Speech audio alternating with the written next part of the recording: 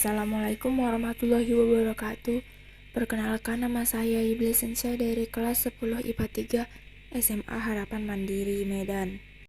Pada video kali ini, saya akan menjelaskan sedikit tentang teks eksplanasi untuk memenuhi tugas proyek Bahasa Indonesia. 1. Pengertian teks eksplanasi.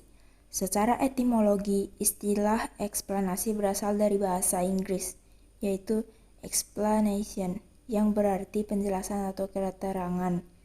Jadi, teks eksplanasi merupakan teks yang menerangkan proses terjadinya sebuah peristiwa seperti fenomena budaya, alam, sosial, dan yang lainnya. Jenis teks satu ini mengandung fakta yang disusun secara kronologis atau sebab akibat. Peristiwa yang dituliskan di dalam teks eksplanasi didasari dengan keilmuan atau bersifat ilmiah, di mana mengacu kepada teori, fakta atau realita, dan hasil penelitian.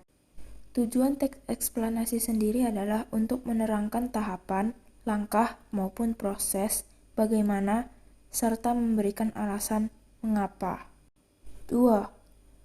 Ciri-ciri teks eksplanasi, yaitu 1. Mempunyai struktur yang terdiri atas pernyataan umum, urutan sebab akibat, serta interpretasi atau penutupan.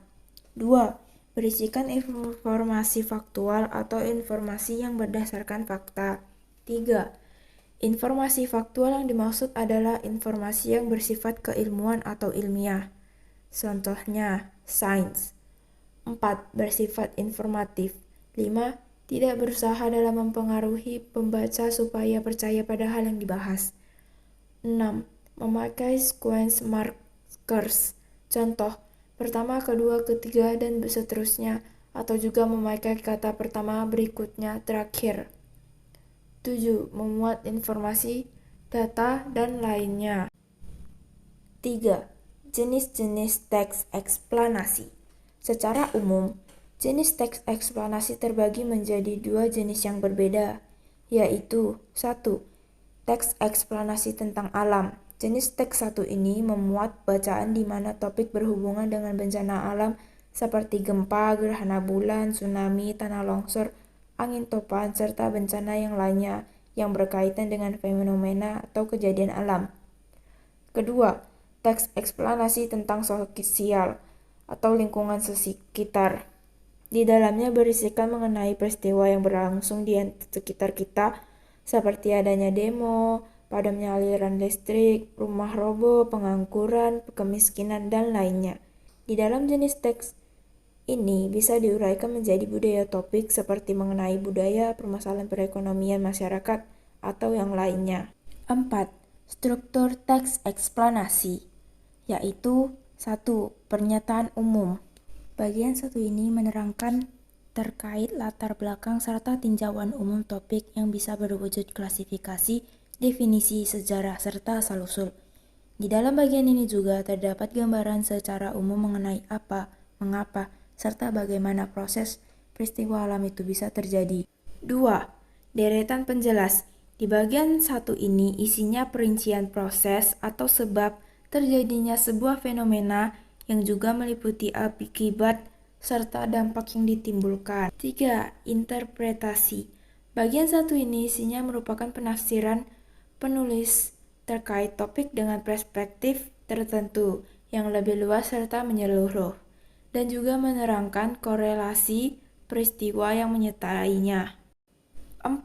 Simpulan. Di bagian akhir teks ini merupakan tanggapan penulis untuk menyikapi fenomena yang berwujud pernyataan reflektif yang sifatnya umum. 6. Kaidah kebahasaan teks eksplanasi. Di dalam teks eksplanasi biasanya mengandung ciri kebahasaan berikut. 1. Fokus pada hal umum atau generik, bukan partisipan manusia. Contoh, tsunami, banjir, gempa bumi, hujan, udara, dan lain-lain. 2. Dimungkinkan menggunakan istilah ilmiah. 3. Lebih banyak menggunakan verba material dan verba relasional atau kata kerja aktif. 4. Menggunakan konjungsi waktu dan kausal. Contohnya, penggunaan sehingga, sebelum, pertama, jika, bila, dan kemudian. 5. Menggunakan kalimat pasif. 6. Eksplanasi ditulis untuk membuat justifikasi bahwa sesuatu yang diterangkan secara kausal itu benar adanya. 7. Tahapan menentukan pola pengembangan teks eksplanasi. Secara umum, pola untuk pengembangan teks eksplanasi terbagi ke dalam 2 macam, yakni 1. Pola pengembangan hubungan sebab akibat. 2. Pola pengembangan proses.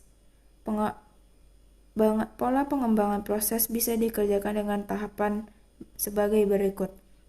A. Menentukan tema. B. Membuat dan menyusun kerangka. C. Mengembangkan kerangka yang telah disusun.